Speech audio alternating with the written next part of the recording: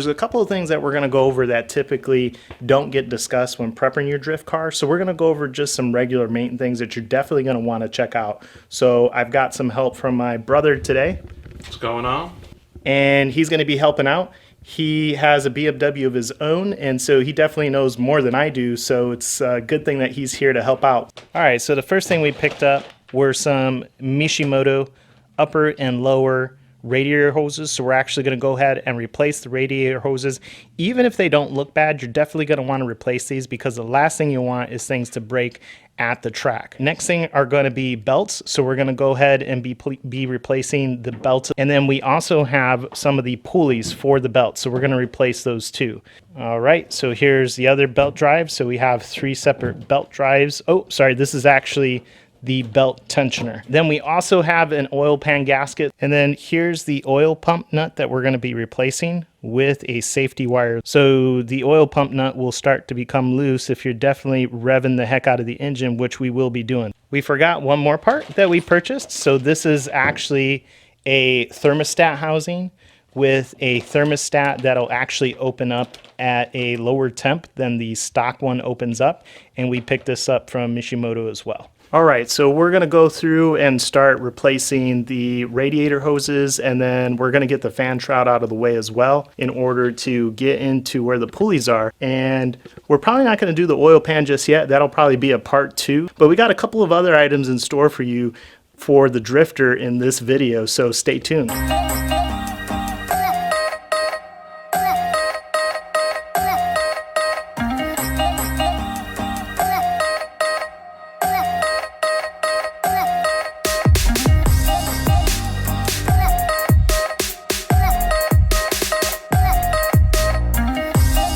We've got the fan shroud out of the way, and we're going to work our way to removing the thermostat housing here. My brother has a tip on this, and I wasn't sure how to exactly remove some of these connectors. So when you look at these connectors, you're going to automatically think that you're going to stick a screwdriver here and pop it out this way. But a lot of, most BMWs, you're actually going to want to press in when you're pulling this out. If you see here, there's a tension point here, and you're going to press in, and you're going to pop the clip right out. It's all in tension, because if you pop this clip off, it's going to shoot out and you're going to lose it. Well, there you go. Another tip for you while you're working on your BMW.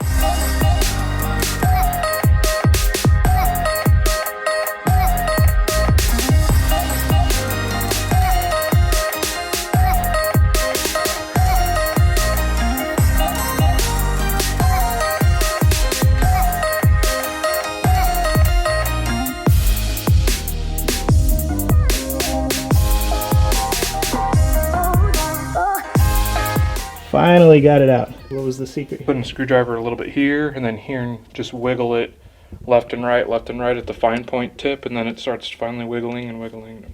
So definitely be careful, take your time while you're taking these things apart. So before we go and throw on the thermostat and all the hoses, we did replace some of the pulleys and the belt tensioners. So I wanted you to hear what the pulley sounds like. You can hear a little bit of noise coming from the pulley. The new one that's in here is smooth as butter.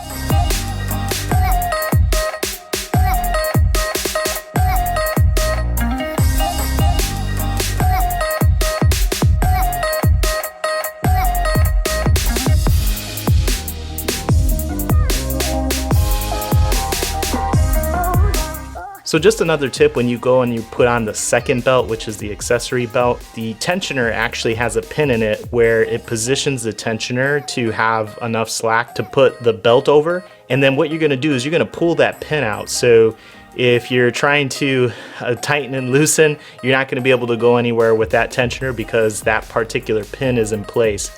All right, now it's time to put on the Mishimoto upper and lower radiator hose.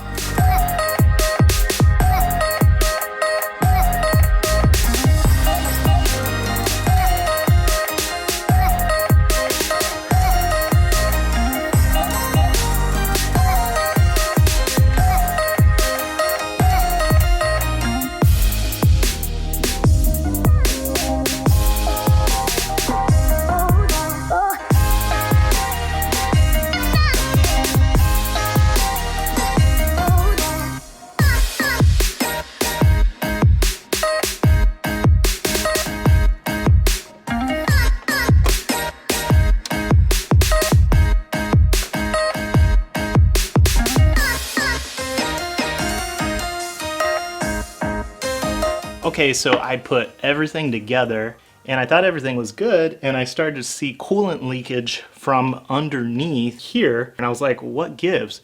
So I turned everything off. I had to let some coolant out, take the hose off, and I'm pretty disappointed. There should be a rubber gasket in here. In each of these, there's like a rubber gasket. So here there's a rubber one, and here there's a rubber one, and here there's a little groove, but I don't feel anything. So I don't see how that could have fell out. I looked everywhere. I don't see that ring anywhere. And so I got the old hose that was on the car. Sure enough, there was a rubber O-ring seated inside this part.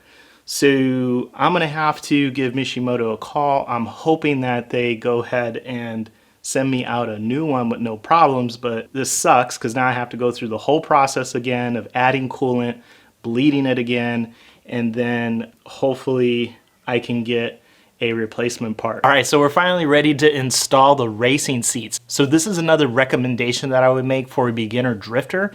Don't go for the horsepower and all the additional modifications yet. Do the basics, make sure everything's working, and then make sure you have a couple of spare parts. Get yourself a set of racing seats. So these are NRG Racing seats. These actually came with the car when I purchased the 325 Ci. The other thing that came with the car was a welded diff. So you're definitely gonna want a welded diff so both tires lock up, or an LSD. Now for the racing seats, there's a couple of things that you're gonna need to do for the 325. If you go with these, you can go ahead and purchase the brackets that come with it. I recommend doing that. I ended up just picking up lower cost brackets from eBay. Those are these here.